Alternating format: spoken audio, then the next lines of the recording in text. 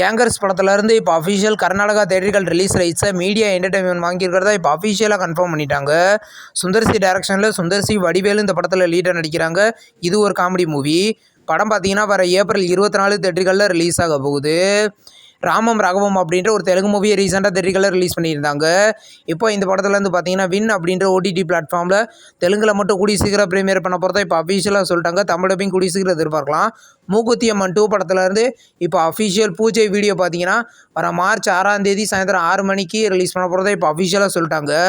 சுந்தர்சி டைரக்ஷனில் இப்போ நயன்தாரா இந்த படத்தை லீடாக நடிக்கிறாங்க. படம் பார்த்தீங்கன்னா இந்த 2025 செகண்ட் ஹாஃபில் ரிலீஸ் ஆக போகுது.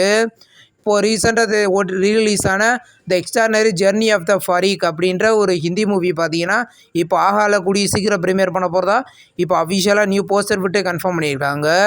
ட்ரெயின் அப்படின்ற ஒரு தமிழ் மூவிலேருந்து நாசரோட பர்த்டே போஸ்டர் இப்போ ரிலீஸ் பண்ணியிருக்காங்க. இந்த படத்தில் பார்த்தீங்கன்னா மிஸ்கின் டைரக்ஷனில் இப்போது விஜய் சேதுபதி இந்த படத்தில் லீடாக நடிக்கிறாரு. படம் பார்த்தீங்கன்னா கூடிய சீக்கிரம் ரிலீஸ் ஆகும். கிங்ஸ்டன் படத்துலேருந்து இப்போ தமிழ்நாடு தேட்டரிக்கல் ரிலீஸ் ரைட்ஸை கலர் ஃப்ரேம் வாங்கியிருக்கிறதா இப்போ அஃபிஷியலாக கன்ஃபார்ம் பண்ணிட்டாங்க.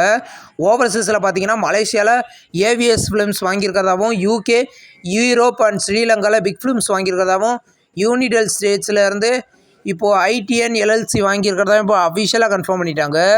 இது ஜிவி பிரகாஷோட 25வது மூவி. படம் பார்த்தீங்கன்னா வர மார்ச் 7 ரிலீஸ் ஆக போகுது.